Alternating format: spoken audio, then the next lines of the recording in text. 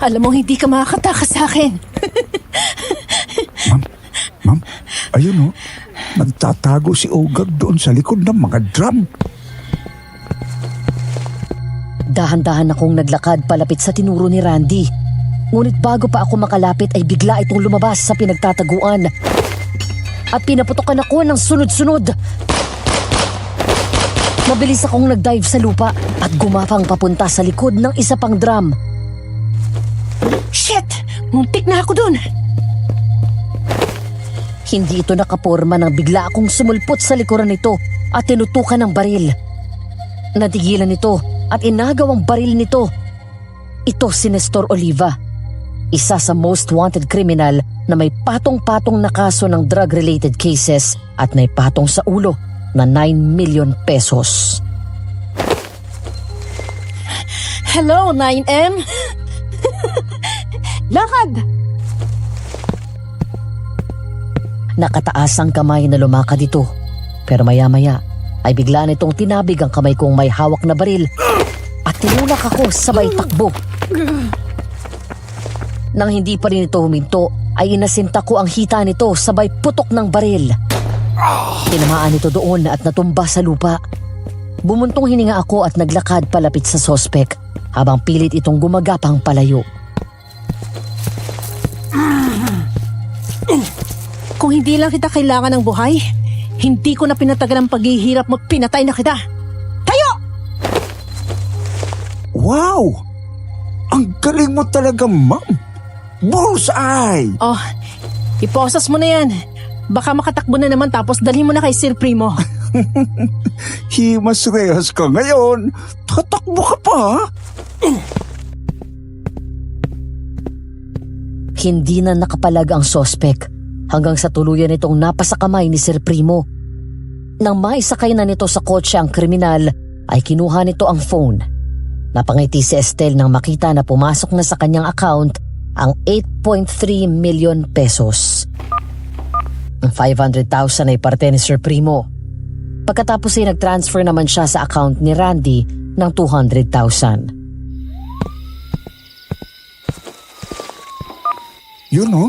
Thank you, ma'am. May bago akong assignment sa'yo. Anong kaso?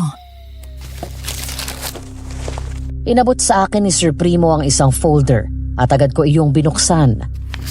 Napakunot-noo ako nang makita ko ang profile at kaso nito. Pagkatapos ay bumuntong hininga, saka tumingin sa matandang kaharap ko. Nanlaki ang mata ko nang makita ang reward money na nakapatong sa ulo nito. 15 million pesos. Pinakita mo ba to kay Micaela? Hindi. Kaya nga sa'yo ko ibinigay dahil baka hindi umabot ng buhay yan. Alam mo namang batang yan, brutal sa mga lalaking rapist. Very good. Honoris season, 50 anyos. May kasong syndicated estafa at multiple counts ng rape ng mga babaeng nasa edad na 15 anyos hanggang 25. May patong-patong na kaso din na acts of lasciviousness. Mga minor de edad na lalaki naman ang biktima nito. Huyop din Ibang level ang pagkamanyakis ng animal na yan. Ano? Tatanggapin mo? Siyempre, 15 million na to, oh. Sakto. May gusto akong bilhin na property para sa amin ni Ethan. Still, uunahan kita. Hindi magiging madali ang kaso na to. Parang palos siya. Magaling magtago. Daig pa ang pusa. Ako nang bahala dito. Ipapalocate ko kay Sophie. Sige. Magkita na lang tayo ulit kapag nahuli mo na yan. Isang magandang araw sa iyo, Madam Venus. Itago niyo na lamang ako sa pangalang Estel. At ang pangalan ng mga tao at lugar sa kwentong ito ay sinadya kong binago para sa proteksyon ng kanilang pagkakalinlan dahil na rin sa sensitibong paksa ng liham ko. Ako, kasama ang mga kaibigan ko na si Sophie at Micaela ay mga bounty hunters. Ang ibig sabihin ay tumutugis kami ng kriminal at kapag nahuli namin ay binabayaran kami ng reward money na nakapatong sa ulo ng mga ito. Dati akong sundalo na narelieve sa posisyon matapos masangkot sa isang gulo. Mula noon, para kumita ng malaking pera ay pagiging bounty hunter na ang kinabuhay ko.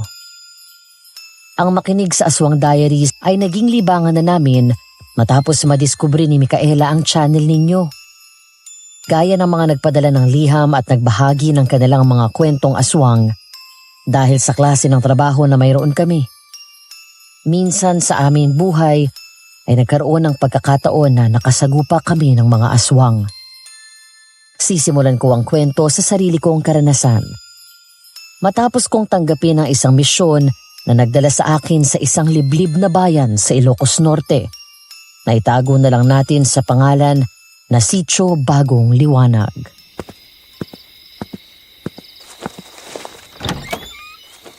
Baby, I'm home! Babe!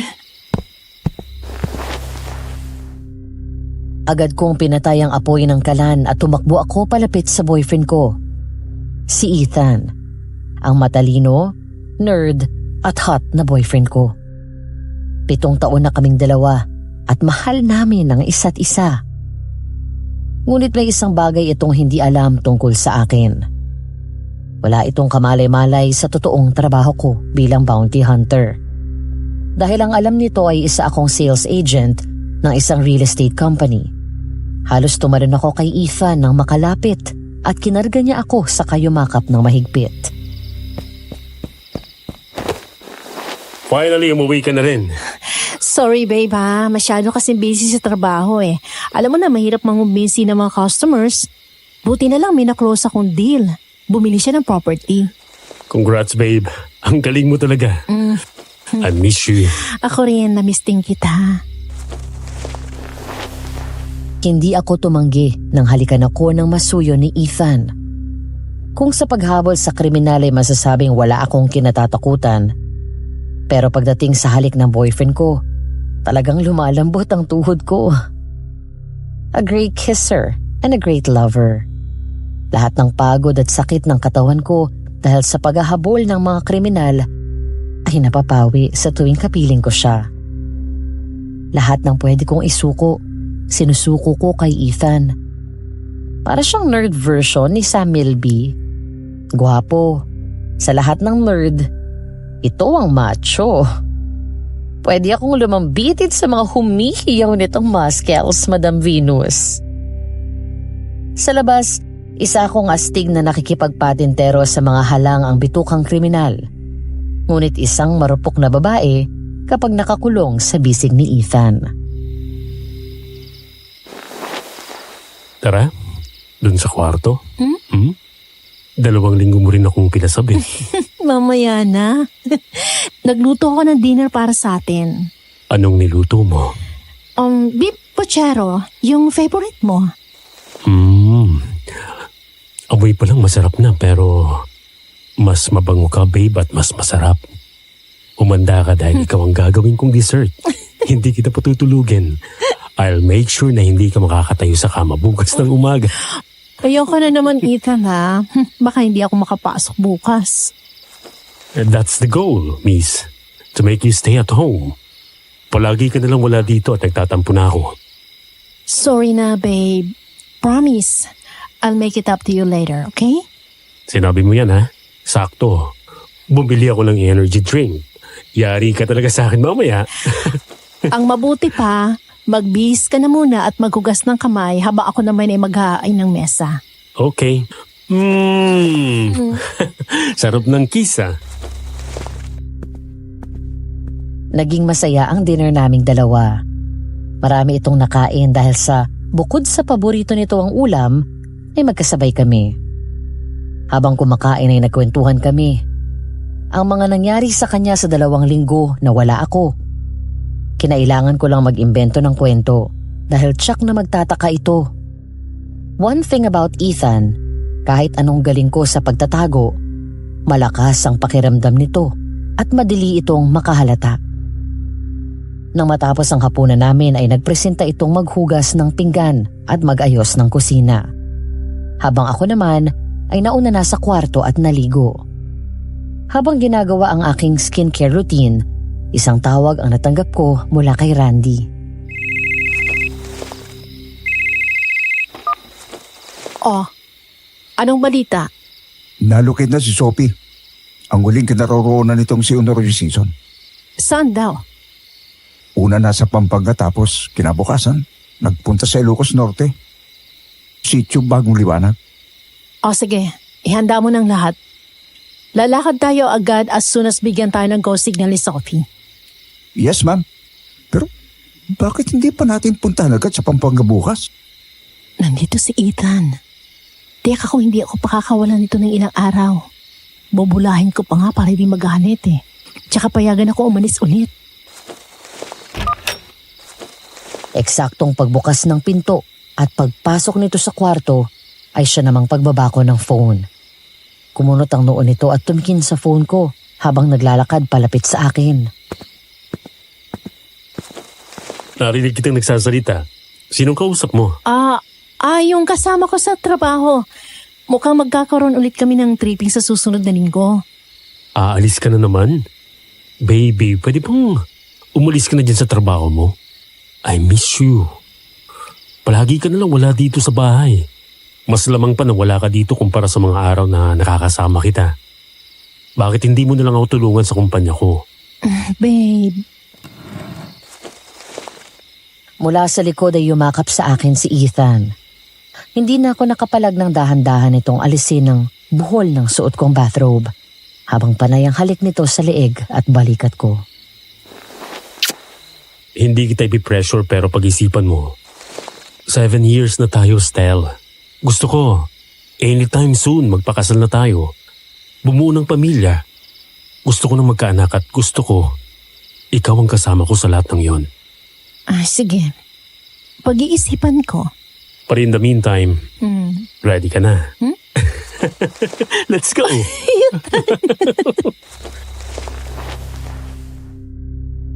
Makalipas ang 1 linggo ay tumulak na kami ni Randy papuntang Ilocos Norte. Nag-away pa kami ni Ethan dahil ayaw na naman akong payagan itong umalis. Mabuti na lang at nadaan ko sa lambing at himas kaya lumambot din ang puso at pumayag. Nang umalis ako ng bahay ay nangako ako na tatapusin ko ang misyon ng 1 linggo. Pagkatapos ay maglalaylo na muna ako para makabawi sa boyfriend ko.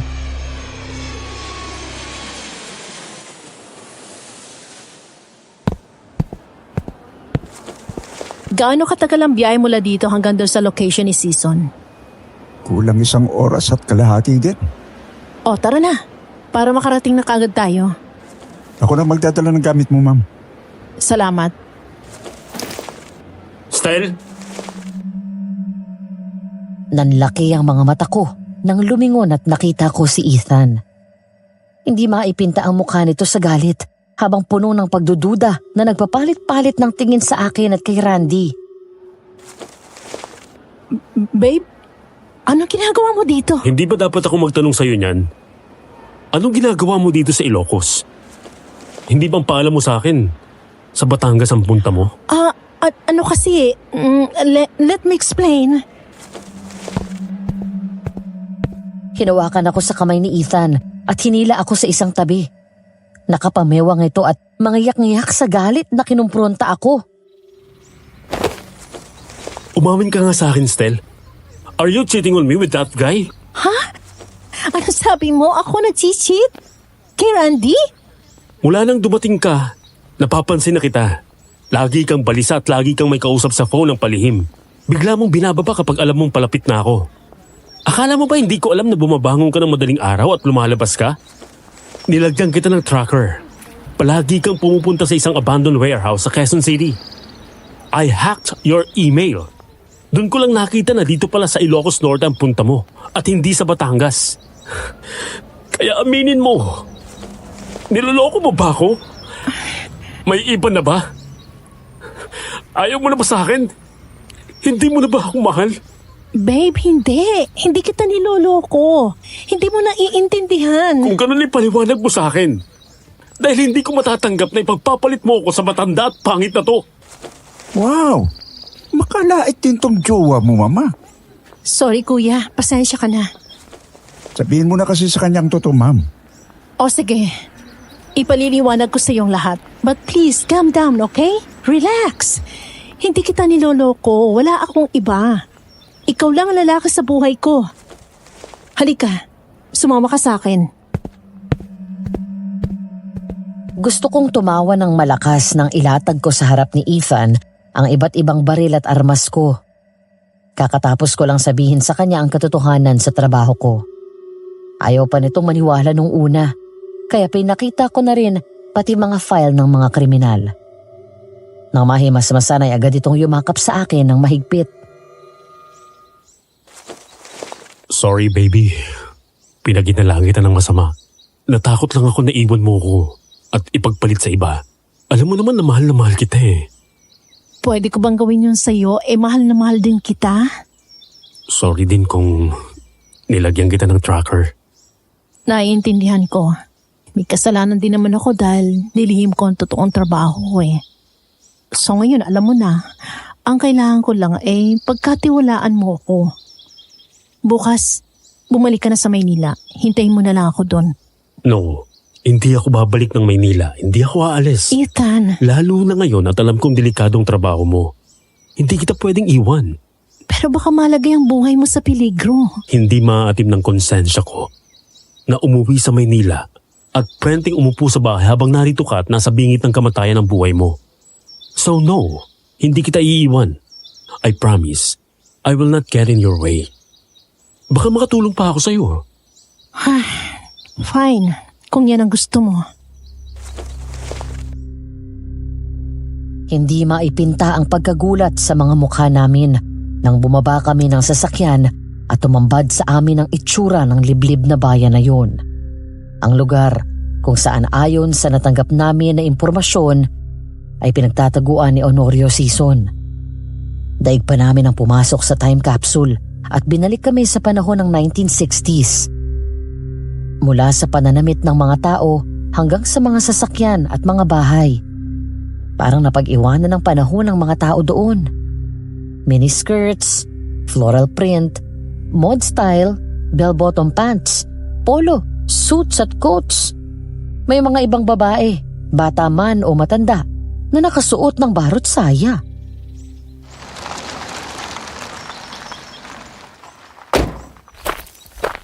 Anong lugar to? Sigurado ba kayo na nasa tamang lugar tayo? Oo, hindi ako pwede magkamali. Anong klaseng lugar to? May costume party ba dito o cosplay? Ang mabuti pa'y maglakad-lakad na tayo. Kuya Randy, pakikontak ka si Sophie. Pakisabi magpadala siya ng information tungkol sa lugar na to. Yes, ma'am. Mula sa pinaradahan namin ng kotse ay naglakad kami doon sa sitio Bagong Liwanag. Lahat ng nakasalubong namin ay lumilingon sa amin at sinusukat kami ng tingin mula ulo hanggang paa. Hanggang sa makakita kami ng isang restaurant, kaya pumasok kami doon. Ngunit hanggang doon ay pinagtitinginan pa rin kami ng mga tao. Langya. Taig pa natin ang nakaubad kung makatingin ng mga tao dito ah. Huwag mo nang pansinin. Basta kumilos ka lang ng normal. Sumagot na si Sophie, ma'am. Wala daw masyadong impormasyon sa lugar na ito. Maliban sa ganito daw talaga ang kalakaran dito. At yung namumuno dito, kiniklaim na siya daw ang tagapagligtas ng anak ng Diyos. Pero may ilang tao siyang nahanap na minsan ang nakapunta dito. Ang sabi nila, mahigpit na pinagbabawal ng leader dito ang paggamit ng cellphone o kahit anong modern gadget. At may mga reklamo na rape at pangmumulis siya ang leader nila. Anong pangalan ng leader? Jimmy Abe. O mas kilala ditong Apo Abe. Kailangan malaman natin kung saan dito nagtatago si Honorio Sison. Huwag kang mag-alala, ma'am. Magmamatsak ako ng mabuti. Baka rin may alam itong si Apo Abe. Patingin nga ng picture ng Honorio Sison na yan. Baka makatulong ako sa paghahanap, babe. Talaga? Gagawin mo yon? Oo naman. Basta para sa'yo, para din mahuli mo na yan at makauwi na tayo. Send mo sa akin ang picture at information niya. Ayun naman pala, ma'am. Hindi na natin kailangan na balahin si Sophie. Ito po, sir. Salamat, kuya. Pasensya ka na pala kahapon ha. Napag-isipan kita ng masama. Okay lang yun, sir. Naintindihan ko. Ilang sandali pa ay may lumapit sa amin na may edad na babae. Nakasuot ito ng bulaklake na sleeveless na damit na hanggang tuhod. Ang buhok nito ay nakataas, na katulad ng ayos ng buhok ni Imelda Marcos noong araw. Magandang umaga sa inyo. Ay, magandang umaga din ho. Hindi ko na itatanong dahil halata naman sa bihis ninyo na kayo ay dayo dito sa aming bayan. Ako nga pala si Rosa, ang anak ko ang may-ari ng restaurant na ito. Ano bang maipaglilingkod namin sa inyo? College students po kaming dalawa. Ako po pala si Estelle at siya naman si Ethan. Siya naman po ang driver namin. Nandito po kami para pag-aralan tong lugar niyo at alamin kung ba't naiiba kayo sa lahat para po sa school project namin. Nako, kung ganyan ang inyong pakay, mukhang kailangan ninyong magpaalam sa aming apo. Ay sige po, pwede po ba namin siya makausap? Hindi siya basta-basta pumapayag na kumausap ng kahit sino, lalo na't tagalabas kayo. Aling Rosa, baka naman pwede mo kaming tulungan, please? Oo nga po. Kailangan po kasi namin to sa feasibility study namin. Kung hindi, babagsak kami ng proof namin eh. Hayaan nyo at susubukan kong kausapin. Salamat po. Kakain ba kayo? Ay, opo. Lisa, pumarito ka nga't kunin mo ang order nila. Opo, Nay. Ang unang plano namin ni Kuya Randy ay umupa ng bahay doon sa loob ng sitio Bagong Liwanag na yun. Ngunit dahil nga sa klase ng pamumuhay ng mga taga roon na walang internet, minabuti namin na umupa ng maliit na apartment sa labas lang ng bayan. Habang naroon si Ethan at naghahanap ng lead tungkol kay Honorio Season, kami naman ni Randy ay naglalakad-lakad kasama si Liza. Nagustuhan mo bang pagkain? Oo, masarap kayo magluto doon. Mabuti kung ganun. Paboritong restaurant yun ng nanay ko. Madalas siya nagpapalipas ng oras doon. Doon din kasi madalas kumain si Apo Abe. Habang naglalakad kami ay panayang lingon ko sa paligid. Kanitignan ang bawat taong nakakasalubong ko. Nagbabakasakaling masipat namin si Honorio Season. Matikas ang pangangatawan nito sa kabila ng edad na 50. Medyo maputi ang balat at may dugong Espanyol base na rin sa physical features nito at may nunalito sa bandang kaliwa ng noo. Hanggang sa ipakita ko sa kanya ang larawan ng lalaking hinahanap ko. O nga pala, matanong ko lang. Kilala mo ba to? Ang gandang lalaki naman yan. Pero hindi eh. Dito ako sa lugar na ito lumaki at maliit lamang itong pamayanan namin. Kaya lahat ng tao dito magkakakilala. Bakit? Sino ba siya? Tatay ko. Hindi ko siya nakagisnan eh. Kabilin-bilin na ng nanay ko bago siya nawala na hanapin kong tatay ko. Taga rito daw ba sa amin ang tatay mo?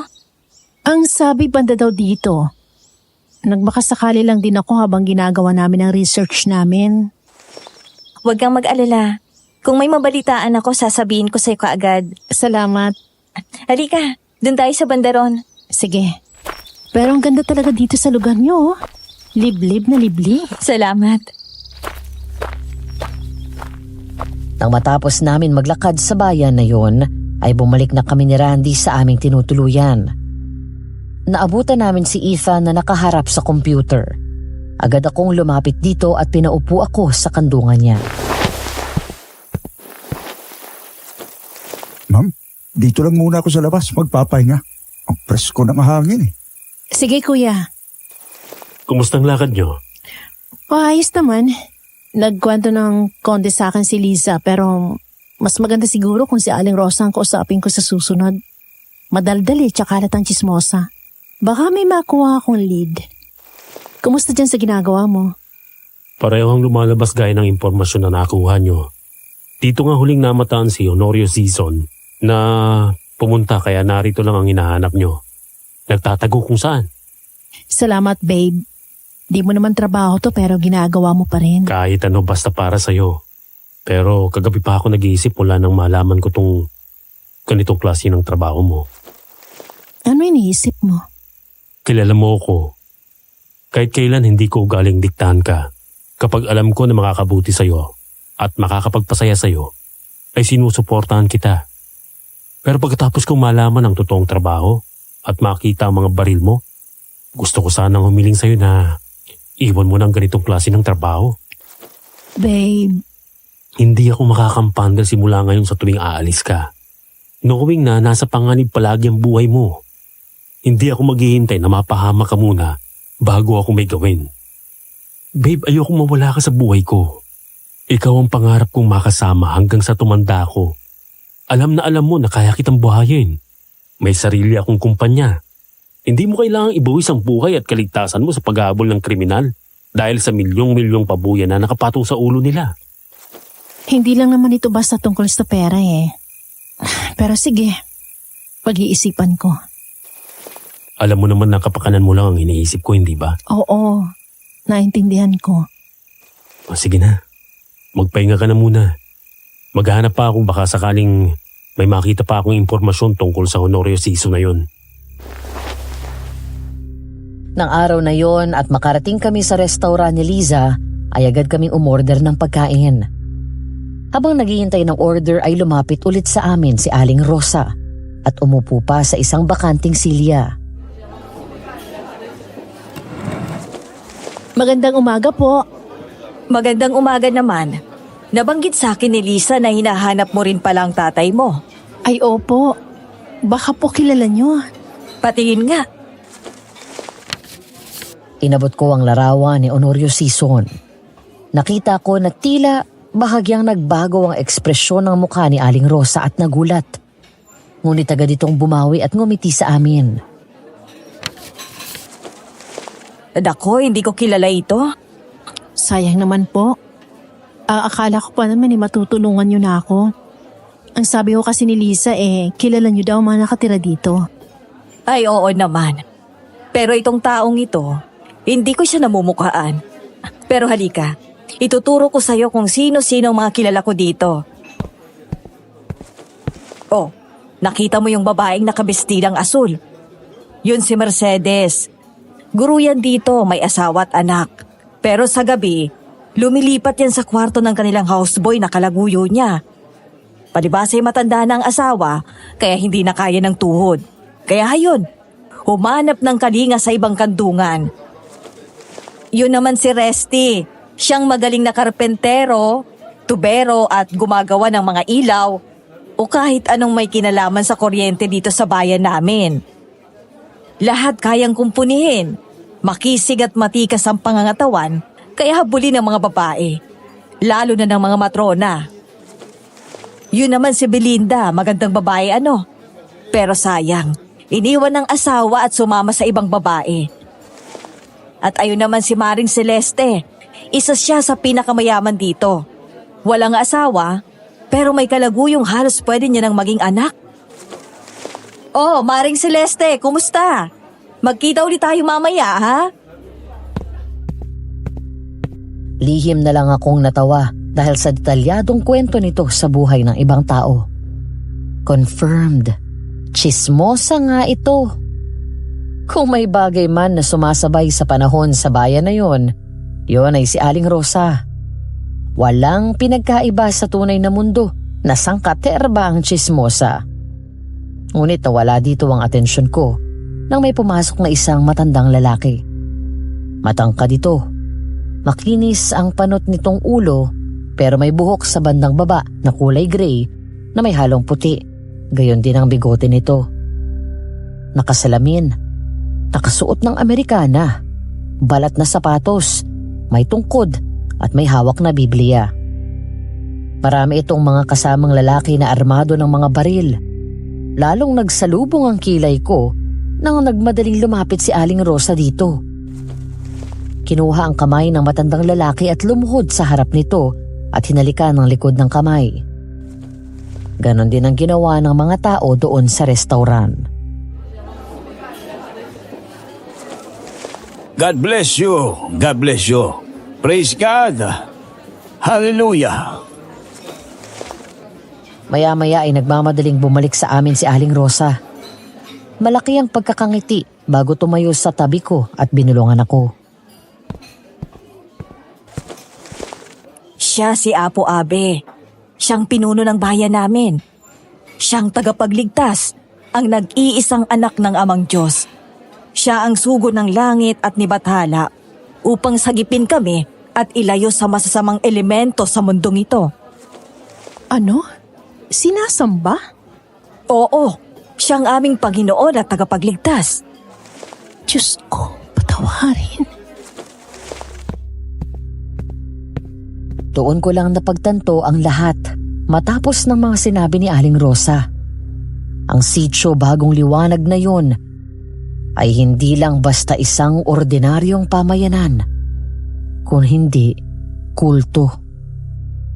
Isang kulto na pinamumunuan ng huwad at mapagsamantalang tao na nagngangalang Apo Abe. Maya-maya ay lumingon sa amin ito at lumapit.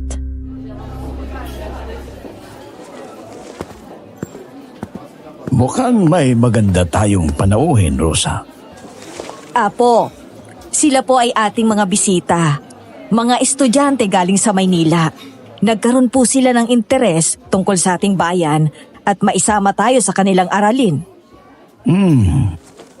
Maraming salamat kung ganoon. Bihira ang nakakaalam tungkol sa aming bayan, kaya bihira din kami magkaroon ng mga bisita. At ano ang pangalan ng magandang binibini na ito? Estelle po.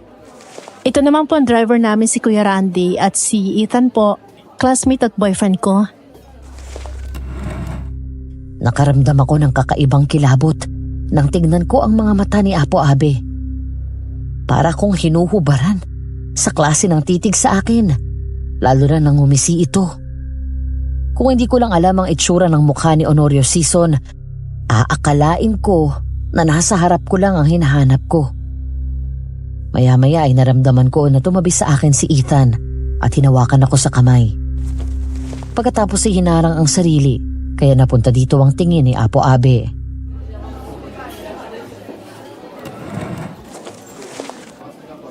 Nice to meet you, sir. Ginagagalak ko rin kayong makilala. Pasensya na po kung makakaabala kami sa mga susunod na araw. Huwag ho kayong mag-alala kapag natapos ang research namin, aalis din kami kaagad. Huwag mong alalahanin iho. Manatili kayo dito hanggat gusto ninyo. Bukas ang aming bayan sa mga magagandang anak ng Diyos. Apo, dito po tayo.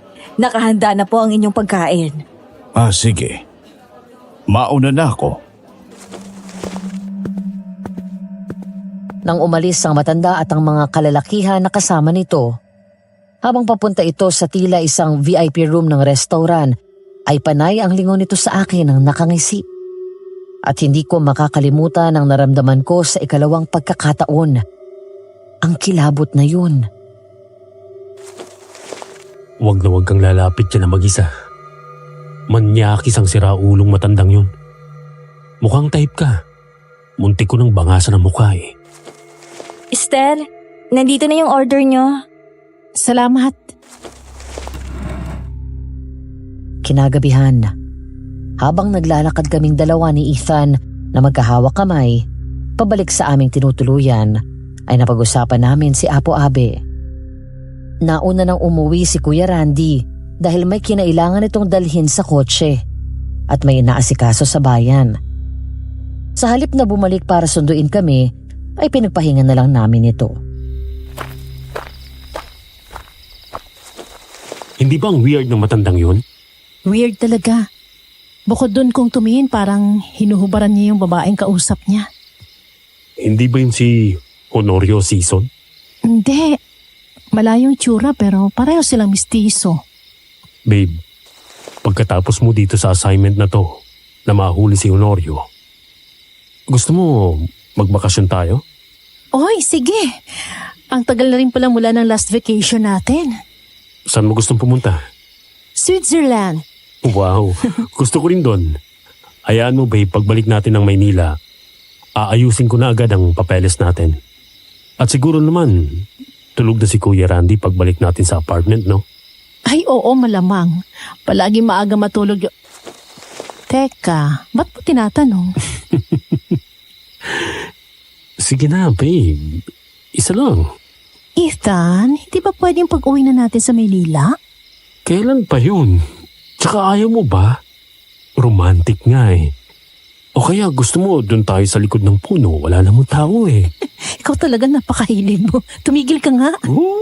Kunwari ka pa. Kung makasigaw ka nga sa pangalan ko eh, minsan halos matawag mo na lahat ng santo. Tumigil ka nga. Napaka mo. Bigla kaming napahinto sa pagbibiruan at maging sa paglalakad nang marinig ang kakaibang angil na yun. Inipitan ni Ethan ang hawak sa kamay ko. Biglang kumabog ng malakas ang dibdib ko nang makaramdam ako ng matinding kilabot. Nang mga sandaling iyon, alam ko, hindi lang kami ni Ethan ang naroon. Mabilis kong binunot ang baril ko at ikinasa iyon.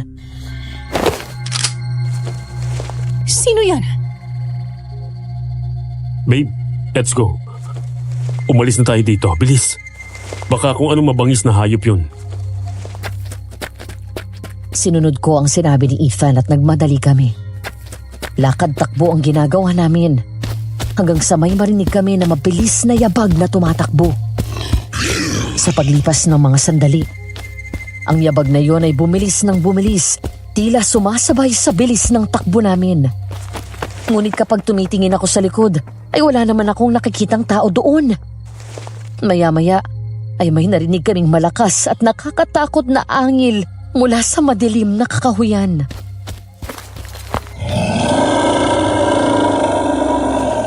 Ano yun? Baka mabangis na hayop. Bilisan nating tumakbo. Hanggang sa bigla kaming napahinto matapos sumarang sa aming daanan ang isang nilalang na mas masahol pa sa mabangis na hayop. Marami na akong nakalaban ng mga kriminal na halangang bituka. Mga tao ngunit asal demonyo. Ngunit ng mga sandaling iyon, pakiramdam ko ay nasa harap namin ang isang totoong sugo ng impyerno.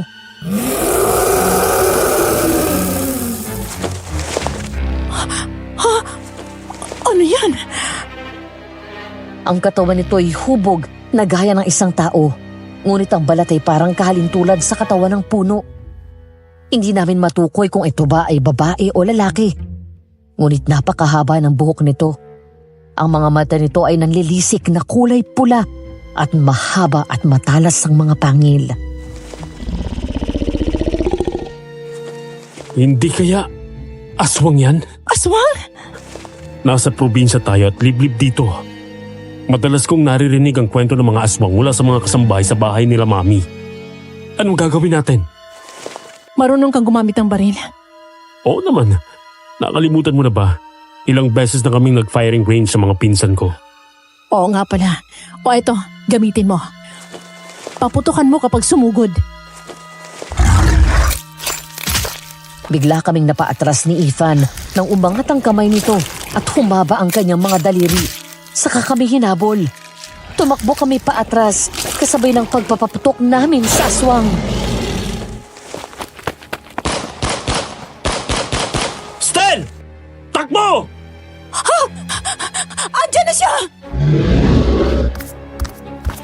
Hanggang sa mapahinto kami sa pagtakbo matapos pumulupot sa leeg namin ang malaugat na mukhang baging ng puno na kamay nito. Pareho kaming pumiglas ni Ethan nang maramdaman namin ang paghigpit ng pagkakasakal sa amin.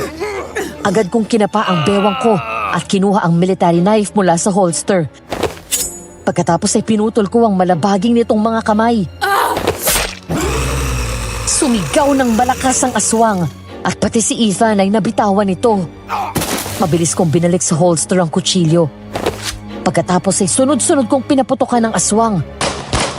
Nang matamaan ito ng 2 beses, ay mabilis na tumakbo pabalik sa madilim na kakahuyan ng aswang. Hanggang sa tuluyang bumalik ang katahimikan ng paligid. Babe, okay ka lang? Oo, ikaw, nasaktan ka ba? Ayos lang ako. Halika na. Bilisan na nating umuwi. Pasado 1:00 na ng madaling araw. Tulog na si Ethan, pero ako ay hindi dinadalaw ng antok. Hanggang sa mga sandaling iyon ay laman pa rin ng isip ko ang nangyaring pag-atake sa amin ng aswang.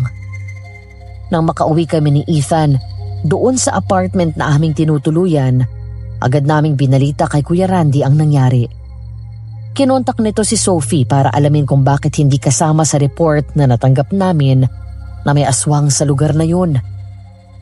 Ngunit ayon dito ay wala naman daw talagang kasamang ganon na impormasyon. Kahit si Ethan ay sinubukan maghanap sa internet ng balita tungkol sa aswang sa bayan na yun. Ngunit maging ito ay walang nahanap. Kaya naman tinawagan ko si Sir Primo at kinausap ko ito.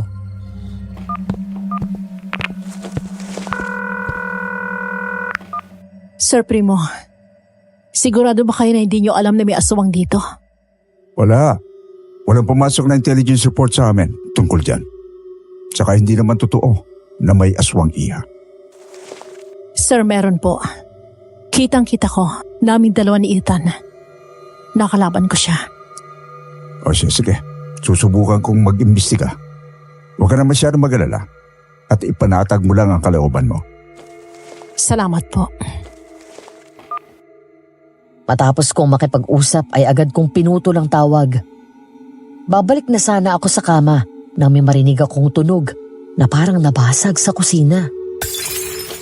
Dahilan upang agad akong maging alerto. May nakapasok. Agad kong kinuha ang aking 45 kalibre na baril at ang military knife. Matapos yun ay dahan-dahan kong binuksan ang pinto at maingat ang bawat hakbang na bumaba ako sa sala. Dahil patay lahat ng ilaw doon sa loob at ang tanging liwanag ay ang ilaw sa poste na tumatagos sa bintana.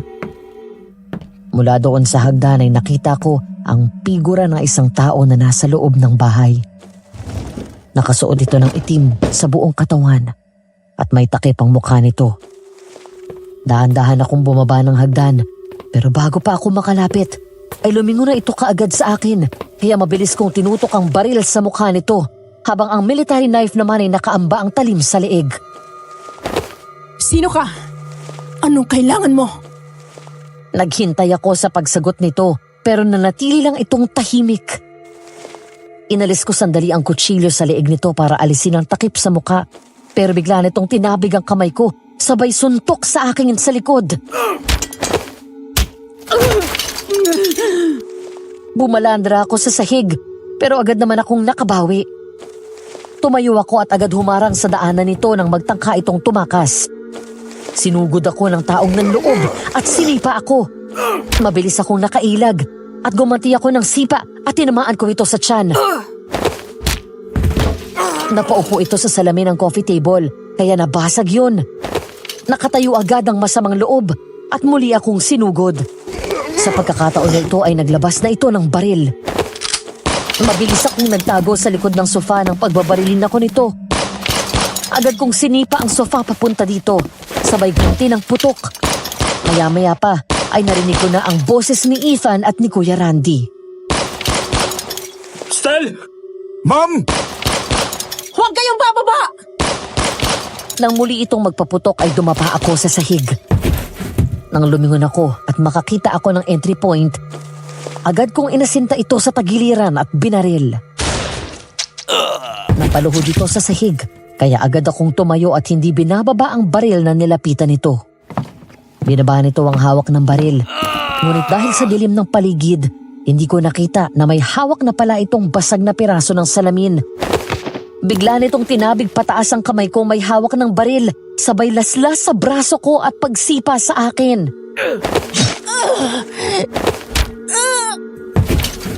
Matapos yun, ay mabilis na tumakbo palabas ang masamang loob. Sa kabila ng sakit, ay agad akong tumayo at hinabol ito. Maya-maya ay tumatakbong nanaog sa hagdan ng dalawa. Nang buksan ni Randy ang ilaw, ay nanlaki ang mga mata ni Ethan nang makita ang sugat ko sa braso.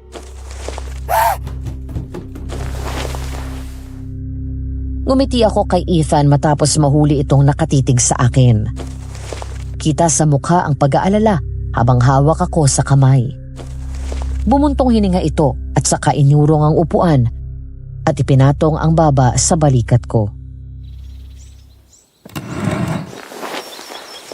Babe, uy, tigilan mo na to.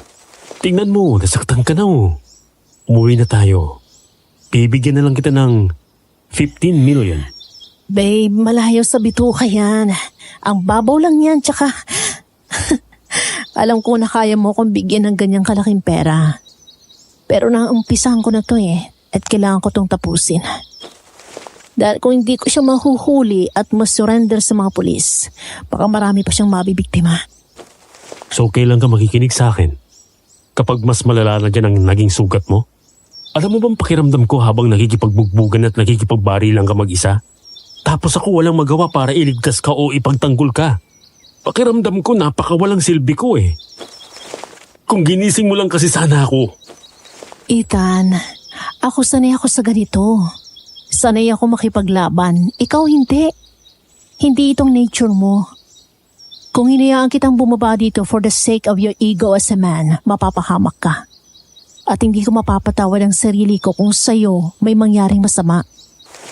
Hindi dahil lalaki ka at akong babae. Kailangan magpaka-damsel in distress ako at iiyak na lang ako? Magmamakaawa? At maghihintay ng knight in shining armor na magliligtas sa akin? Kilala mo ko. Kahit bago mo pa malaman ang totoo na isa akong bounty hunter, alam mo na ayoko nalilimitahan ng kilos ko dahil ang babae ako. Fine. I'm sorry. Hindi naman ganun ang ibig kong sabihin na para sa ego ko. Ang gusto ko lang, bigyan mo ako ng chance para ipagtanggol ka. Darating din naman ang araw na yun Malaki na nga naitulong mo nang nakinig ka sa akin kagabi. At hindi ka bumaba nung sinabi ko. Dahil pwede akong ma-distract sa laban kung bumaba ka pa at pati ikaw ay nabaril. Magkakaroon ng chance yung kalaban kung barilin ako. Kaya wag mo nang isipin na hindi ka nakatulong, okay? Okay. Halika na. Kumain na tayo para makabalik na tayo dun. Nang matapos ang agahan, ay bumalik kaming tatlo sa loob ng baryo na yun. Sa pagkakataon na ito, ay tumambay kami sa isang kapihan na nasa tapat lang ng restaurant. Maya-maya ay lumabas si Aling Rosa at ngumiti sa amin. Kumusta na, Estelle? Balita ko pinasok kayo ng magnanakaw kagabi Paano niyo ho nalaman? Ang bilis naman ng balita. Hindi naman ho kami nag-report sa pulis. Ay, kasi may napadaan na taga rito doon sa tapat ng bahay nyo. Narinig daw na nagkakagulo. Ayos lang ho kami. Ay, siya nga pala. Araw ng linggo ngayon. Gusto nyo bang sumama sa amin na sumamba? Salamat po sa imbitasyon pero hindi na po. May tinatapos pa ho kaming report O sige, maiwan na namin kayo Sige po. Bukod si Aling Rosa, halos lahat ng tao sa bayan na yun ay naglakad patungo sa kulay puti na kapilya. Sinirado ang lahat ng establishmento at nagpunta ang mga tao doon para magsimba. Nagkatinginan kaming tatlo. Ma'am, pumunta na tayo doon. Naroon na halos lahat ng mga tao. Baka makita natin doon si Honorio. Mabuti pa nga. Papasok tayo sa loob? Hindi. Sa labas lang tayo magmamanman. Pero mamaya na tayo sumunod kapag naroon na sila lahat. Nang halos wala ng tao sa paligid, ay saka kami sumunod sa mga ito. Bago lumapit sa simbahan ay nagmasid muna kami mula sa likod ng isang malaking puno. Maya-maya ay naglakad kami at pumwesto sa gilid ng bintana. Sapat na para makita at marinig namin ang lahat ng nangyayari sa loob. May malaking krus sa unahan ng altar. May dalawang nakaupo sa magkabilang gilid ni Apo Abe, habang nakaupo naman ito sa isang kulay ginto at napakagandang upuan. Nakatapat dito ang mikropono. Matapos magdasal ang mga ito, ay nagsimula ang sermon ni Apo Abe. Mga kapatid, narito tayong muli sa tahanan ng Diyos upang siya ay sambahin. Ako ang inyong Apo-Abe, ang totoong tagapagligtas. Narito ako at sinugo ng Amang Diyos upang kayo ay iligtas sa makasalanang mundong ito. Anong sinabi sa banal na aklat? Ang sino mang sumasampalataya sa kanyang anak ay maililigtas. Praise God! Hallelujah! Praise the Lord! Anak ng 77 puting tupa ko. Anong klaseng sermon yan? Puro kabubuhan ang alam. Tinuturing niyang Diyos ang sarili niya? Hindi ko maintindihan kung bakit at paano naniniwala mga tao dito sa Apo-Abe na yan. Hindi ko alam kung maaawa ako sa mga taong to eh. Hindi kasama sa misyon ko si Apo-Abe. Pero hindi ko maintindihan dahil parang may humihila sa akin na alamin ang buong pagkatao nito. Baka sakaling sa ganong paraan ay mahanap ko si Honorio Sison na daig pa ang daga sa galing magtago. Kaya naman nang imbitahan ako nitong kumain ng hapunan ay hindi ako nag-atubiling pumayag. Pero syempre, sinama ko si Ethan at Kuya Randy na kinagulat nito. Magandang gabi po, Apo-Abe. Pasensya na po. Okay lang naman siguro na sinama ko sila dito. Oo naman. Halika at doon tayo sa loob magkwentuhan habang kumakain. Kasunod si Aling Rosa ay pumasok kami sa VIP room kung saan nakahanda na ang mesa. Bahagya itong natigilan nang ipaghila ako ni Ethan ng upuan sa kabila kaya pumagitna ito sa amin ni Apo-Abe. Kahit hindi magsalita, alam ko na may balak na masama ang matandang manyakis at huwad na propetang ito sa akin. Mabuti at nakasama mo ang mga kaibigan mo. Ang akala ko ay abala sila kaya ikaw lang ang inimbitahan ko. Hindi po ako magiging abala para kay Stella, Apo. Napakapalad mo sa nobyo mo, iha. Tama po kayo. Eh, siya nga ho pala, bakit niyo po naisipan na imbitahan kami? May okasyon po ba? Wala naman. Nais ko lang na makilala ka ng lubos. Total ay parauhin kayo dito sa aming bayan. Apo, narito na po ang pagkain. Mabuti. Kumain na muna tayo habang mainit pa. Habang kumakain ay nag-umpisa itong ibida ang sarili sa amin sa pag-aakala na maniniwala kami sa kanya na siya ang anak ng Diyos na tagapagligtas. Pero ang totoo, habang nagkikwento ito ay mahigpit ang hawak namin ni Ethan sa kamay ng isa't isa para pigilan ang tawa. Bakit hindi na kayo manatili na lamang dito at tumanib kayo sa amin? Talikuran ninyo ang mga makamundong gawain. Gawa ng demonyo ang mga makabagong teknolohiya na yan. Hindi yan makakabuti sa inyo. Dito sa piling ko, may liligtas ang kaluluwa ninyo mula sa impyerno. Tahimik dito sa lugar na ito at tiyak, matatagpuan ninyo ang kapayapaan. Salamat po sa imbitasyon ninyo pero hindi naman po ganun kadali yun eh. May pamilya din kami naghihintay sa amin sa Maynila. Pero hayaan nyo ho, pag-iisipan namin. Maya-maya ay pumasok si Liza, kasunod ang mga waiter na dala ang iba pang in-order na pagkain ni Apo-Abe. Nang tumayo ito sa tabi ng matanda, nagsalubong ang kilay ko nang yumakap sa bewang ni Liza si Apo. Pagkatapos ay hinimas nito ang balakang ng babae. Hindi pa nakontento at sa harap namin ay pinisil nito ang puwet ni Liza, sabay taas ng palda at pinasok ang kamay doon. Biglang pumiglas ito at lumayo. Apo, pasensya na po. Pero may mga bisita tayo. Oo nga pala. Pasensya na kayo at sadyang nagulila lang ako dito sa asawa ko. Asawa? Asawa niyo si Lisa? Ay nako, nakalimutan ko palang sabihin sa'yo. Oo, asawa nga ni Apo Abe ang anak ko at may 3 na silang anak. Isang napakalaking biyaya sa pamilya namin na maging asawa ng anak ng Diyos ang anak ko. Isang magandang pagpapala yun sa amin. Mahal na mahal ko itong misis ko. Napakabait at maalaga kahit naabala ako sa pamumuno nitong bayan namin. Masyadong maalalahanin. Sige, dun muna ako sa labas. Bago umalis ay pinalo pa ni Apo Abe sa puwet si Liza. Nakaramdam ako ng awa. Isang tingin pa lang ay alam kong napahiya ito. Nang matapos kaming kumain ay agad kaming nagpaalam sa lahat. Sige po, mauna na kami. Maraming salamat po sa masarap na hapunan. Aba, teka. Uuwi ka na.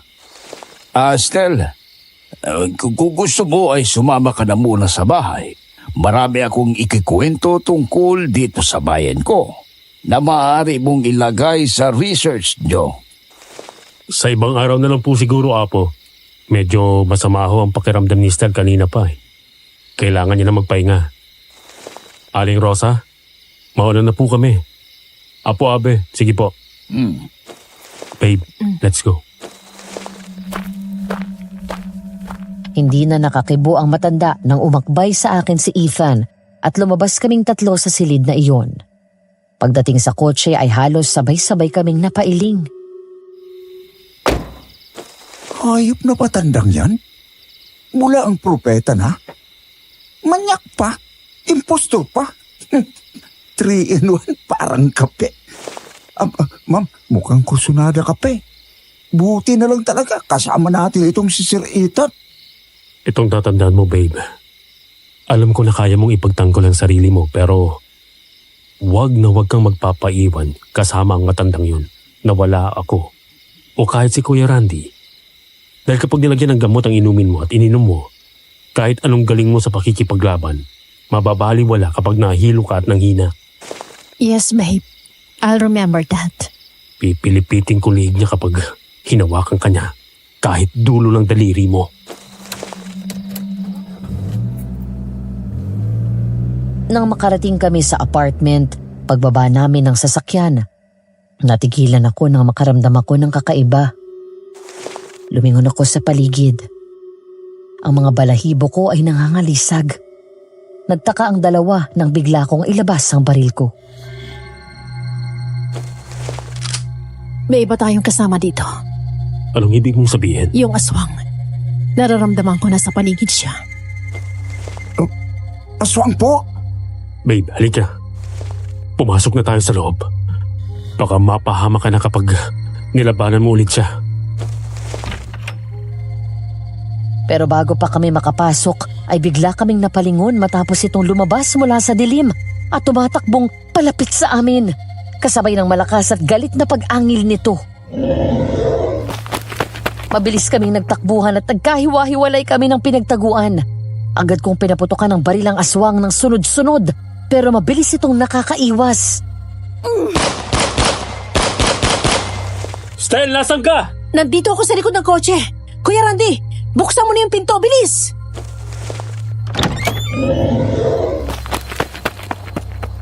Mabilis itong sumunod hanggang sa nabuksan ang pinto ng apartment. Napalingon ako kay Ethan nang makita na gumagapang ito palapit sa akin. Hanggang sa biglang may pumulupot sa kamay ko na may hawak na baril. Ang malabaging na kamay ng aswang. Pagkatapos ay pilit kong hinihila nito palapit. Kinuha ni Ethan ang military knife ko sa bewang at pinutol nito ang mga baging na yun. Maya-maya ay tumatakbong lumabas si Kuya Randy at sinabuyan ng asin ang aswang. Lumayas ka dito! Lalas! Matapos sumigaw ng aswang na para itong napaso, ay mabilis itong umalis at iniwan kami. Mahigpit akong niyakap ni Ethan at pareho kaming nakahinga ng maluwag.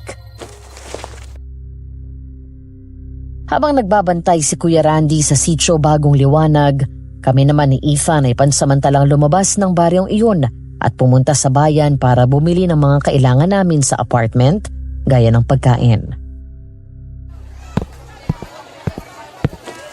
Anong gusto mong ulam?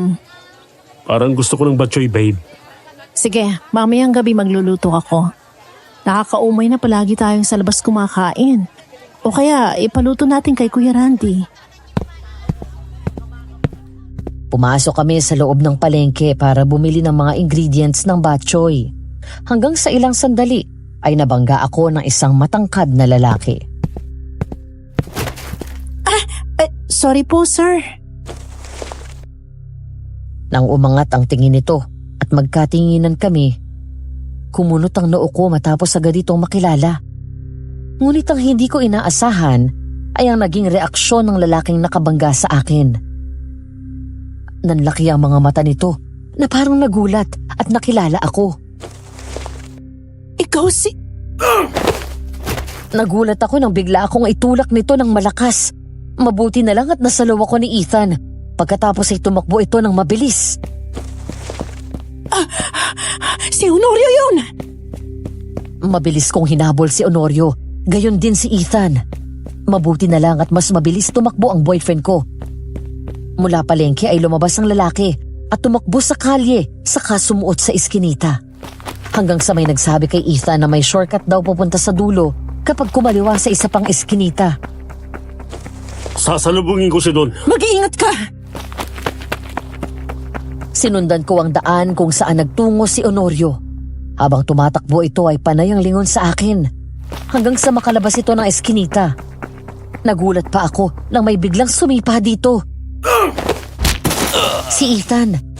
Akmang tatayo si Honorio nang sipain ko ulit ito pagkatapos ay sinuntok ng malakas. Hayop ka! Pinahirapan mo ko! Bigla itong nanlaban. Ako naman ang sumipa at halos sabay kaming bumunot ng baril at tinutok sa isa't isa. Babe, mag-ingat ka! Tumabi ka muna doon, babe. Tawagan mo si Kuya Randy ngayon din. Sige! Bigla akong napatungo nang magpaputok si Honorio. Tinulak ko si Ethan palayo, saka ako nagtago sa gilid ng poste. Sinubukan kong barilin ito. Pero bigla nitong hinila ang isang dalagita at ginawang hostage. Huwag mo sasaktan ng bata! Akong harapin mo, hayop ka! Tila sadya itong nang iinis dahil ngumisilang ito habang umaatras at nakatutok ang baril. Hanggang sa bigla nitong tinulak ang dalagita at sumuot sa makapal na talahiban. Hello, kuya. Hindi na bale. Magkita na lang tayo sa apartment. Nakatakas si Honorio. Inis na inis ako nang makarating ng apartment. Padabog kong binagsak ang jacket ko bago sumalampak ng upo sa sofa. Naabutan ko doon si Kuya Randy na naghihintay sa amin. Paano nakatakas? Nang hostage siya. Tapos saka tumakbo papuntang Talahiban. Pero alam mo, nakakapagtaka, Kuya. Parang kilala niya ako. Kilalang kilala niya ako. Yung reaksyon ng mukha niya pagkakita pa lang sa akin, gulat na gulat siya na parang alam niya kung sino ako. Isa lang ang ibig sabihin niyan, ma'am. May mga tao sa sitio Bagong Liwanag na nagsisinungaling sa atin. Nakilala si Honorio. Maaaring nakarating na sa kanya na may naghahanap sa kanya at lihim na nagmamasid at nakabantay sa kilos natin. Babe, mas mabuti na huwag ka na munang sumama sa mga lakad namin. Kung totoong kilala niya na tayo, baka mapahamak ka. At ano? Hayaan kita dun sa loob? No. Ethan, makinig ka sa... I said no, Stell. The answer is no. Hindi ko hahayaan na iligay mong sarili mo sa panganib at wala akong gagawin. Believe me, kaya kitang protektahan sa paraan na alam ko. Dahil sa paghaharap namin ni Honorio Season, ay mas lalo akong naging porsigido na mahanap siya at tapusin ang misyon na iyon. Isang araw ay kinailangan ni Ethan na manatili sa bahay dahil nagkaroon ng problema sa kumpanya nito. Kami lang ni Kuya Randy ang pumunta sa sitio Bagong Liwanag. Habang nasa labas ito at nagmamasid, ako naman ay naroon sa restaurant. Estel, nandito ka pala. Order ka? Oo, pero maya-maya na siguro. Mukhang nag-iisa ka ah. Nasaan si Ethan? May tinatapos na schoolwork sa apartment kaya kami lang ni Kuya Randy. Ganun ba? O sige, iwan muna kita dyan ha. Maghahanap pa ako ng taong pwede mag-deliver ng pagkain sa bahay ni Apo Abe. O kaya, ayos lang bang humingi ako ng pabor sa'yo, Estel? Sige, ano yon? Pwede bang ikaw muna magdala ng pagkain ni Apo Abe sa kapilya? Hindi ko kasi maiwan itong restaurant at may mga customer pa. Sige, walang problema. Kinuha ko ang plastic na may laman ng mga take-out orders ni Apo Abe. Pagkatapos ay lumabas ako ng restaurant. Di kalayuan ay naabutan ko si Kuya Randy na naglalakad pabalik. Oh, ma'am. Ano yan? Pagkain ni Apo Abe. Nakisuyo si Liza na dalhin sa bahay niya. Halika, samahan mo ko. Mag-agalit si Ethan kapag nalaman niya mag-isa akong pumunta doon. Oo nga po. Ingat na ingat pa naman sa iyo si Sir. Kaya nga kahinaan ko kapag nagagalit siya sa akin, di ko matiis. Mahal ko rin Bakit po kayo pumayag na kayo mag-deliver niyan? Di ko alam pero malakas ang pakiramdam ko kasi. Parang may tumulak sa akin na pumunta doon. Ako na po ma'am magbibigay niyan, ma'am. Baka pagalitan ka pa ni Sir Ethan. Salamat, Kuya. Pagdating namin sa kapilya, nasa pinto pa lang kaming dalawa nang pareho kaming matikila ni Kuya Randy sa aming nasaksihan. May 9 na babaeng kasama si Apo Abe sa loob ng kapilya. Bukod kay Aling Rosa at ilang bodyguard nito, mga babaeng sa mukha pa lang ay halata ng mga minor de edad at ang iba ay hindi lalagpas ng 26. Nagtatawanan ng mga ito habang may isang babaeng nakaupo sa kandungan ni Apo Abe. Nagulat kami na hinalikan nito sa labi ang mga babaeng ito at hinawakan ng matandang yon ang dibdib ng mga ito. Habang si Aling Rosa at ang mga bodyguard nito ay nasa isang tabi at nanunood lang. Anong ginagawa ng matandang yon? Sira ulo. Malinaw na may krimen na sa ginagawa nitong Apo Abe na to. Para si Honorio lang Teka, hindi kaya ka mag-anak yan si Honorio Season? Ano yon? Nasa lahi nilang pagiging manyakis. Di ko rin alam pero alalahanin mo yung kaso ni Honorio Season. Syndicated estafa, statutory rape, and acts of lasciviousness. Lahat sila eksakto sa mga pinagkagawa ng hinayupak na yan. Oo nga man, tragis na pamilya to. Teka lang, bago tayo pumasok, search mo pangalan dito sa internet. Sinunod nito ang sinabi ko at lumabas sa search engine ng ilang impormasyon tungkol kay Jimmy Abe o mas kilala doon na Apo Abe. Ayon sa aming nabasa, ang tunay daw nitong pangalan ay Jimmy Abe Season. Oo nga ma'am, tama kayo. Season ang totoong apelyido niya. Tingnan mo, sabi pa dito may mga reklamo na daw kay Apo Abe ng pangmumulestya. Tama ka sa sinabi mo nung nakaraang araw, Kuya. May tinatago mga tao dito sa baryong to. Pinoprotekta nila si Apo Abe. Matapos namin mag-usap ay saka kami kumatok sa pinto. Halos lahat ay nagtinginan sa amin ni Randy. Kitang-kita ko ang pagliliwanag ng mga mata ni Apo nang makita ako. Mabilis nitong pinababa ang babae sa kandungan nito at tumayo. Estel, iha, napasal ka dito sa kapilya. Rosa, pauwin mo muna sila. Nakisuyo lang ho sa amin si Elisa na dalhin tong pagkain nyo. Rosa, pakikuha ito. Pwede ko ba ako magtanong? Sige, iha, ano yun? Ang akala ko ba'y si Lisa ang asawa nyo? Kanina bago kami pumasok nakita namin na hinahalikan nyo mga babaeng naabutan namin kanina dito. Ay, Mga asawa din sila ni Apo Abe. Ano?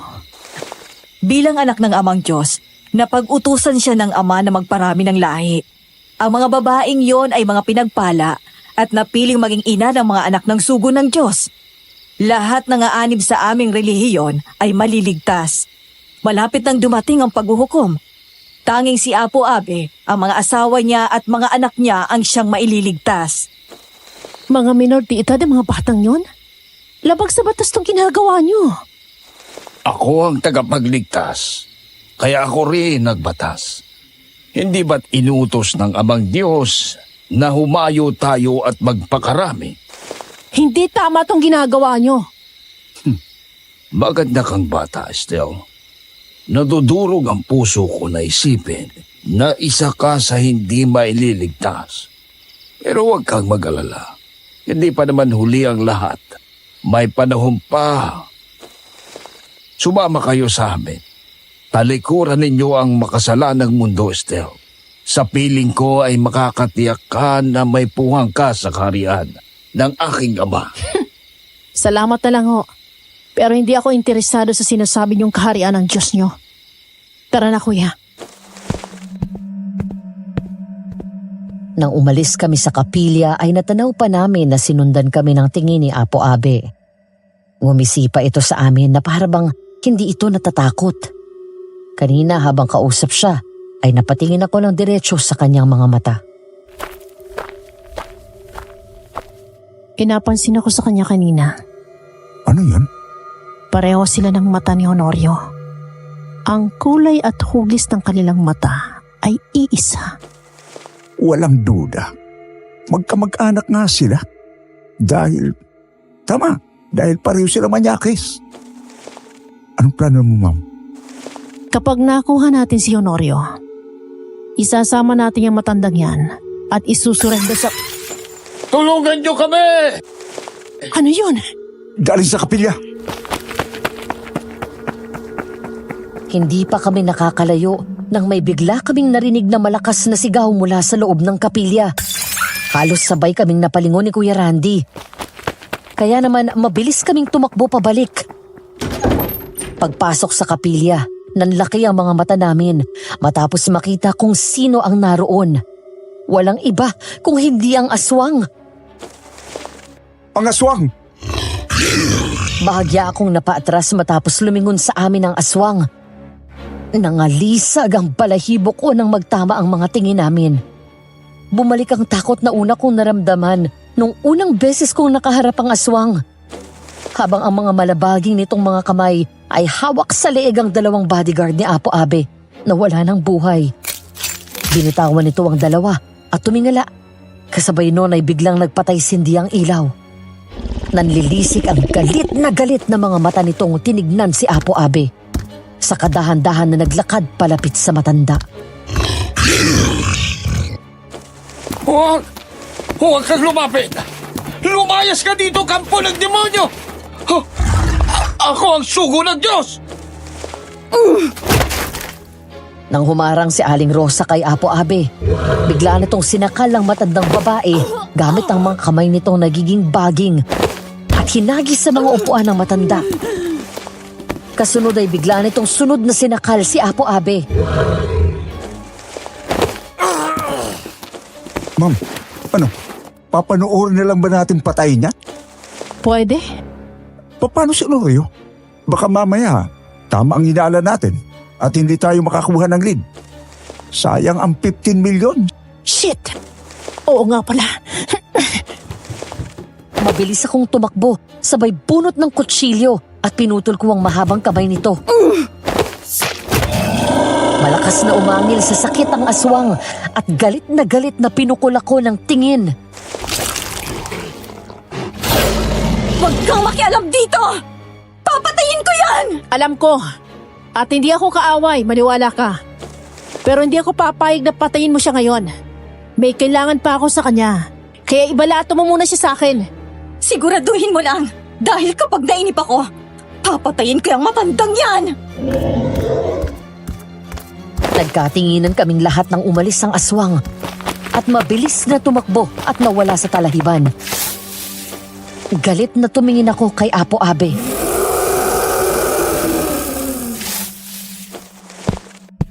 Salamat, Estelle. Gaganti palaan ka ng aking... Tumahimik ka! Hindi kita niligtas doon dahil gusto ko mabuhay ka. May kailangan pa ako sa'yo. Huwag kang ambisyoso! Dahil sa mga nangyari, ay hindi na namin pinatagal pa. Nagdesisyon ako na kumprontahin na si Apo Abe tungkol kay Honorio Sison. Kaya naman ang sumunod na gabi, kasama si Ethan at Kuya Randy, ay nagtungo na kami sa kapilya ni Apo Abe. Pumasok kami sa loob pero wala namang tao doon. Maya-maya ay may naririnig na kaming iyak ng isang babae habang nagmamakaawa.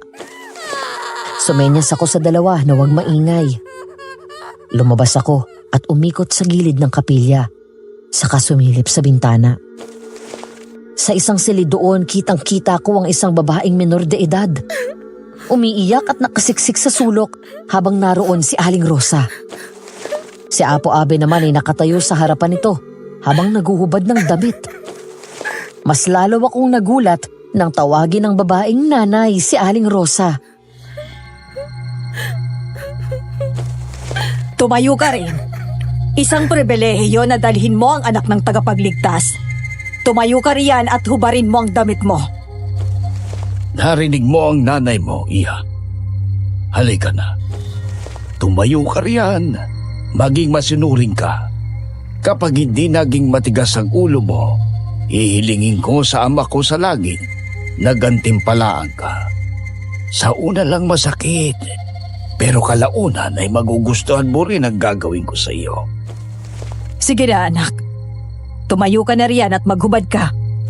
Tanggalin mo na itong nasa ulo ko, Rosa. Gusto kong maging maayos at komportable sa aming pagdidiig ni Nining. Pagkatapos ay lumabas ka na at iwan mo na kami. Kapag tapos na ako sa anak mo, ikaw naman uli ang isusunod ko. Ay talaga po. Opo, Apo. Ganun na lamang ang panlalaki ng mata ko nang masaksihan ang lihim ni Apo Abe na kailanman ay hindi sumagi sa aking isipan. Isang maskara. Ang mukha ng matanda na humaharap at nakikipag-usap sa amin ay isa lamang palang maskara.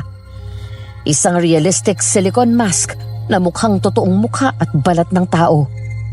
Pero nakatalikod mula sa akin si Apo Abe, kaya hindi ko makita ang totoong itsura nito. Dahil doon ay lalo natakot ang babae at sumigaw ito. Tumayo ang anak ni Aling Rosa at nagtangkang tumakbo pero agad napigilan ito. Saan ka pupunta, ha? Ang tigas ng ulo mo! Ang arte-arte mo! Hubad! Nanlaki ang mga mata ko nang humarap si Apo Abe at nakita ko ang totoong itsura nito. Ang kriminal na hinahanap namin ay matagal na palang nasa harap namin at madalas na naming nakakausap.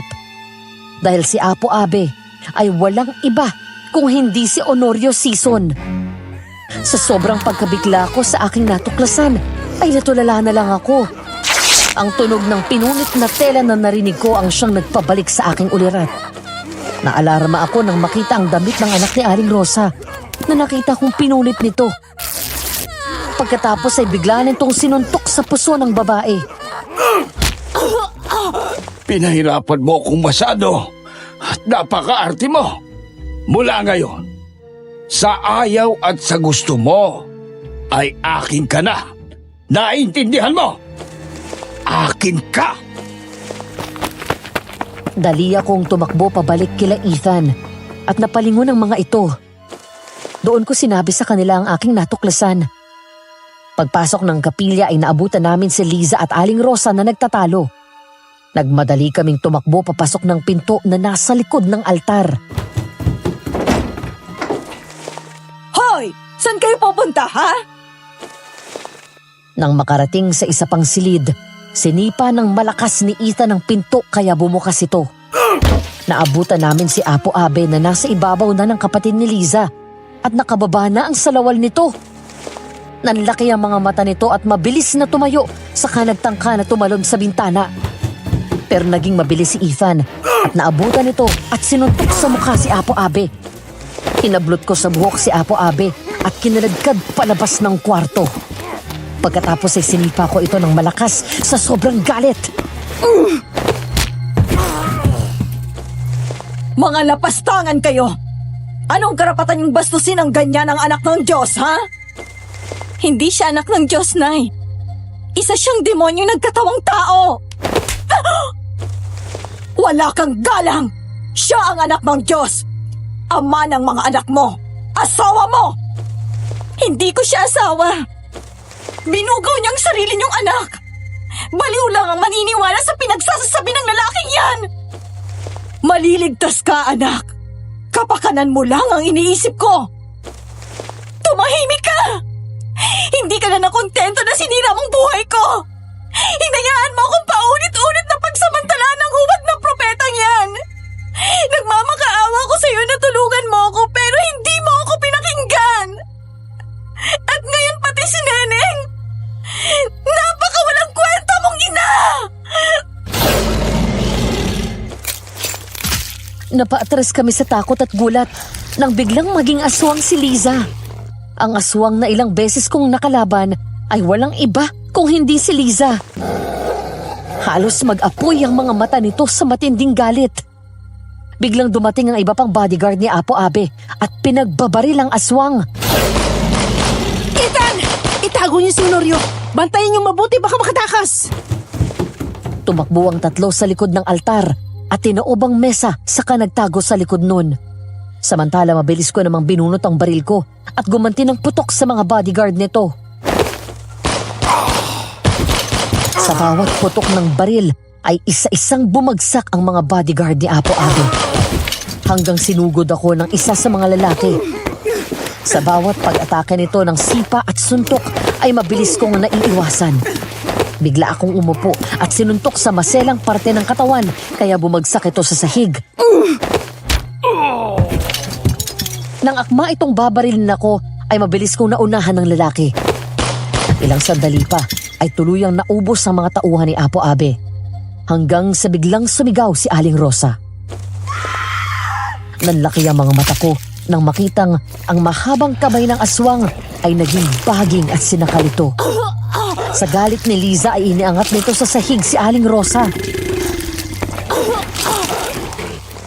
Liza! Maghunos dili ka!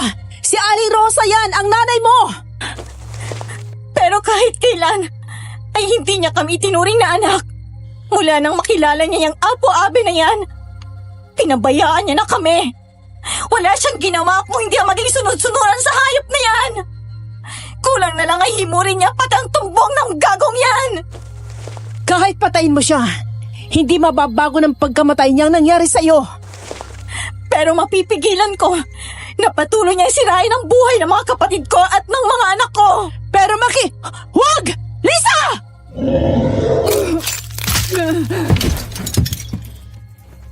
Bulag sa matinding galit, tuluyang pinatay ni Liza ang sariling ina. Pagkatapos ay humaba ang kamay nito. Mabilis umikot sa leeg ni Apo Abe at iniangat ito mula sa sahig. Aswang! Tulong! Tulong! Tulungan niyo ko! Ma'am! Yung 15 million! Mabilis kong tinutukan ng baril ang aswang at nilabas ang kutsilyo ko. Dahan-dahan akong humakbang palapit dito nang hindi binababa ang aking armas. Ibaba mo siya, Lisa! At bakit, ha? Walang karapatang mabuhay ang mga gaya niya! Alam ko! At kung akong papipiliin, matagal ko na rin siyang pinatay. Pero papayag ka ba na basta na lang siya mawala sa mundo na to? Habang ikaw, buhay nga! Pero naghihirap dahil hinahabol ka pa rin mga masasamang alaala na ginawa niya sa'yo. Mas mabuting masunog siya sa impyerno. Para alam niya kung anong klaseng impyernong pinaranas niya sa akin sa tuwing pinagsasamantalahan niya ako. Ayaw mo bang unti-unti siya naghihirap sa kulungan? Ang hirap na pinatikim niya sa'yo noon, matitikman niya sa kulungan. Hindi ba masarap sa pakiramdam na makitang unti-unti siyang namamatay sa hirap? Habang ikaw, At ang mga anak mo'y unti-unting umuusad ang buhay. Maya-maya ay lumuwag ang pagkakasakal nito kay Apo Abe at basta na lang itong binagsak sa semento. Hanggang sa bumalik sa pagiging tao si Liza at tila nang hihina na napaupo. Paano kang naging ganyan? May lahing aswang ang pamilya ng tatay ko. Yun ang dahilan kaya sumanib kami sa relihiyon ni Apo Abe. Dahil naghahanap ang nanay ko ng paraan para hindi ako tuluyang maging aswang. Pero hindi kami gaya ng ibang aswang.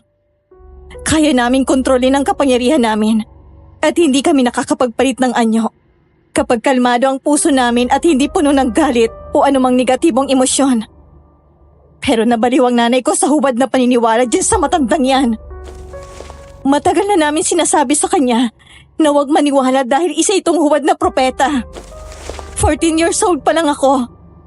Ay kusa akong ibinugaw ni nanay kay Apo Abe. Sa murang edad ay ginahasa niya ako at nabuntis. Mula noon ay inasawa niya ako. Hindi lang si nanay ang ganon. Pati ang mga magulang ng ibang asawa ni Apo Abe. Dahil sa paulit-ulit na pambubugaw sa akin ng nanay ko at paulit-ulit na panggagahasa sa akin.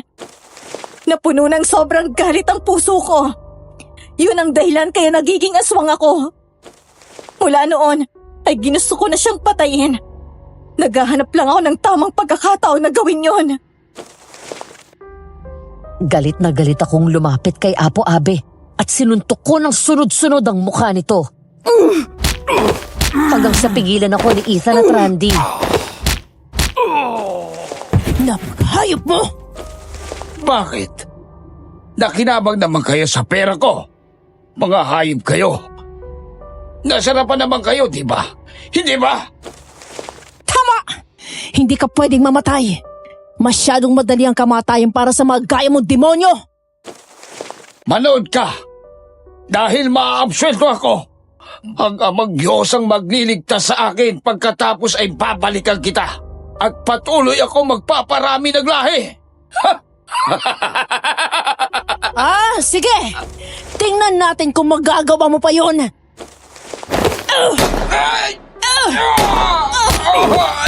Iyok kang babae ka! Oo, Madam Venus. Tama kayo ng hinala. Binaril ko ang kaligayahan ni Apo Abe. Siniguro ko na wala na itong mabibiktima pang inosenteng mga kababaihan. Total naman, ang sabi sa akin ni Sir Primo, kailangan siya ng buhay. Hindi naman sinabing kailangang walang galos. Sir Ethan, lagot ka kapag nambabahay ka. Lagot siyang lato-lato mo. Babe, parang ako yata yung nasaktan eh. Kuya Randy, dali niyo na kaagad doon sa ospital. Posas mo yung paa sa kama, baka makatakas na naman. Tapos tawagan mo na si Sir Primo. Esther, Umalis ka na. Tandaan mo to. Hindi ka pumunta dito. Hindi mo alam ang nangyari dito. Hindi ka namin nakita. Wala kami alam. salamat. Patawarin mo ako kung sinalakay kita nung una. Ako rin yung nanloob sa apartment mo. Nagalit ako sa'yo nung una dahil nahalata ako na ibang pakay mo dito. Gusto ko kasi na ako ang papatay kay Apo Abe. Pero si nanay... Umalis ka na dito. Kayo ng mga kapatid mo at mga anak mo. Malaya na kayong lahat. Salamat.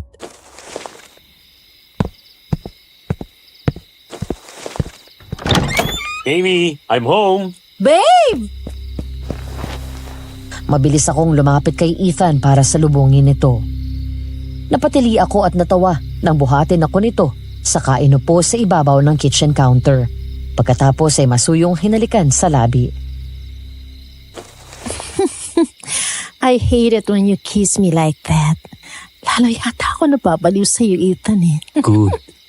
That's the goal. Yung lalo kang may love sa akin para hindi mo ako iwan. Ako? Iiwan ka? Di sana di ko na tinanggap tong engagement ring nung mag-propose ka sa akin nung nasa Switzerland tayo. Ilang buwan ka na rin nandito sa bahay. Busy sa online business mo. Hindi ka ba naboboard? Hindi mo ba hinahanap ang trabaho mo? Namimiss syempre. Miss ko yung action at adventure pero mas mahalaga ka sa akin. Ayokong palagi ka nag-aalala. Malaki na rin naman ang pera ko sa bangko. Tama na yon. Sobra-sobra pa nga Hindi ko pa nasabi sa'yo to. Pero proud ako sa'yo. Proud ako na astig ang fiancé ko.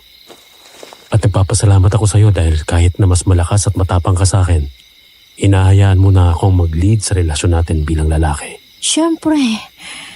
Ayoko naman kunin sa yung privilege na yon. Masarap kaya sa pakiramdam kapag pinibaby mo ko. Nga pala, may iba ko. May balita ka na ba kay Liza? Wala na.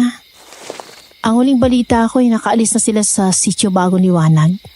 Marami din pala mga ganyan takot lang umalis doon dahil tinatakot sila ni Apo Abe.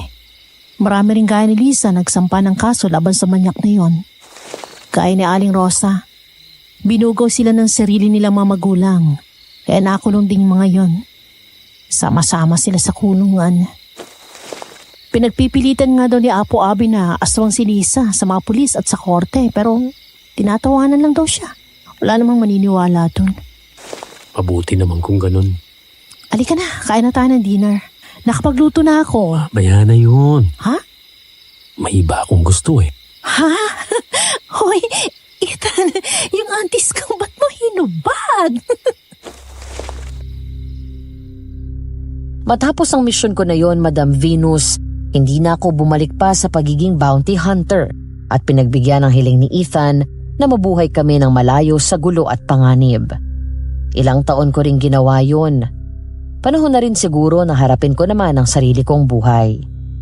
Sa ngayon ay 2 na ang anak namin at ipapanganak ko na sa susunod na 3 buwan ang 3. Samantala tuluyan ang nakulong si Apo Abe, aka Jimmy Abe o Honorio Sison sa totoong buhay. Sa dami ng kasong rape na sinampa dito, tsak na hindi ito makakalabas pa. Ang huling balita ko ay nakursunadahan daw ito ng ibang mga inmates at ginahasa sa loob. Totoo nga ang kasabihan, what goes around, comes around. Sana ay nag-enjoy kayo sa kwento ng sarili kong karanasan sa mga aswang at naway may natutunan din kayo. Mag-iingat din po tayo sa mga tinatawag nating huwad na propeta. Mga nagpapanggap at kinagamit ang pangalan at salita ng Diyos upang makapanlamang at makapagsamantala ng kapwa. Sabi nga sa Matthew 24 verse 5, "For many will come in my name, claiming I am the Messiah, and deceive many, because our real God is in heaven, and He loves us unconditionally. He is faithful, and He is just." Hanggang dito na lamang. Nagmamahal, Estelle.